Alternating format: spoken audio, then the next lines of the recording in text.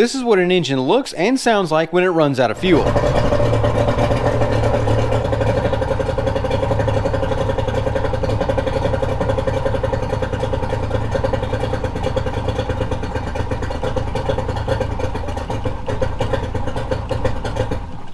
Depending on where you are is going to determine the severity or the risk of the situation that you're in when you run out of fuel on the water. If you are offshore or say on a large body of water like one of the Great Lakes or Okeechobee, or on a river that is really remote and there's no one around, the dangers of this situation are way different than if you were on a river with a lot of people or a lake where there's not anywhere to go and you can get to shore.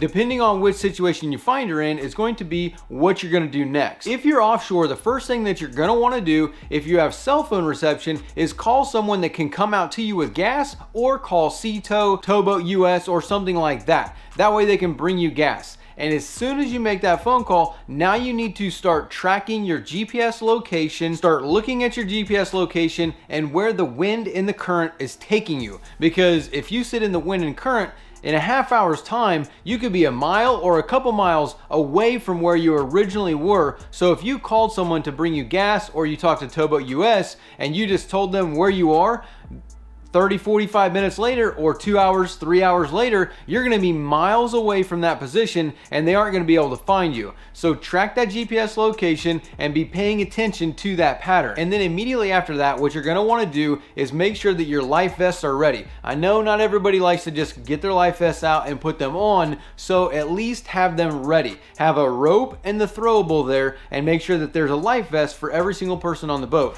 If it's calm out and there's nothing going on, I understand not everybody's going to want to put the life vest on because the situation isn't that dire. But just in case, you need to make sure that you know where the life vests are and that everybody has one, as well as a throwable and a rope, so that way you guys can put a rope onto the boat in case the boat capsizes, if you get in the Gulf Stream, whatever. That way that rope is on the boat and you guys can grab a hold of the rope and stay with the boat. Because if, heaven forbid, the boat flips over, you need to be able to stick with that boat. Because once you get away from that boat, you're going to be a lot harder to find in the worst case situation. Otherwise, if everybody is stuck on the boat and they've got a rope to hold on to and to keep everybody there, then you're going to be a lot easier to find if that situation ever happens. And then after that, what you're going to do is get on the VHF radio. You're going to start scanning around to see if you can find other boats that are chattering on the radio, and that way you can contact somebody if they're in the area to kind of let them know what's going on and see if they can help you or anything like that. You can also get on channel 16 where you can get in touch with the Coast Guard. It's very important that you let the Coast Guard know and someone else know where you're at and what's going on. So that way, I mean, if you're offshore and it takes 2 to 3 hours for someone to get out to you, a lot can happen in that time. If a storm starts to brew up, I mean, you get caught in a storm, or the wind picks up, or you get into the Gulf Stream,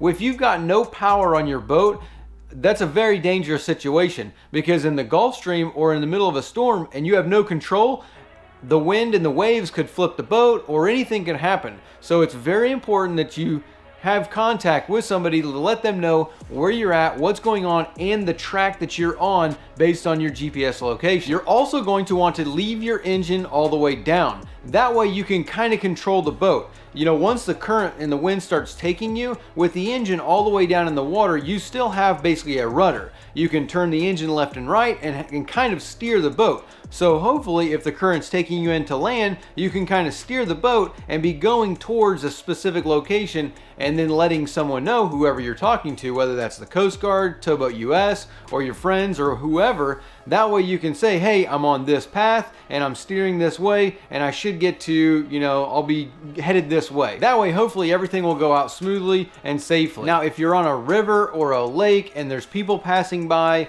and it's not that dire of a situation where you're not worried about the weather, the boat capsizing, or anything like that, then you want to immediately get your anchor out and get yourself held into a position. That way you've got the boat there.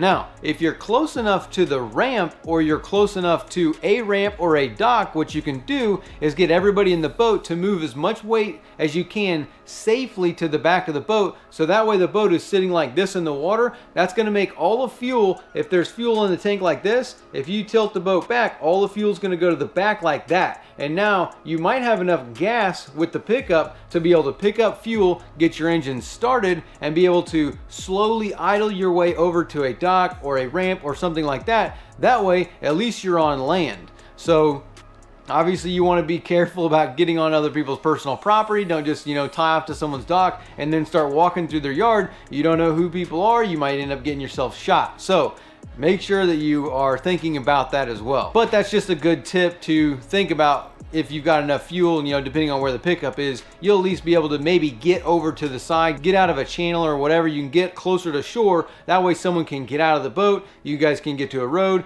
go get fuel, and bring it back.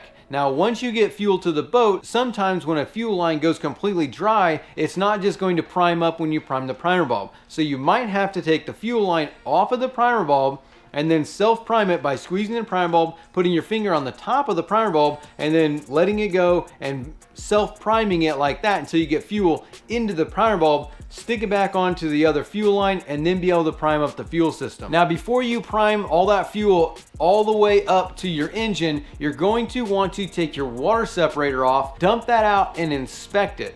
You want to make sure that there is no water or any kind of debris in there, because when a fuel tank runs completely dry, if there's any water in the tank or there's any kind of debris or anything like that, once that stuff goes all the way down to the bottom, it's where it's going to suck it up into the pickup and then get it into your water separator. So this is the time before you prime it all the way up and fill that fuel all the way to your engine. Make sure you take that water separator off, dump it out, inspect it, because you don't want to push a bunch of dirt, debris, and water up into your engine and then have yourself problems with your fuel injectors or the screens on the fuel pumps or anything like that that's on the fuel system on the engine.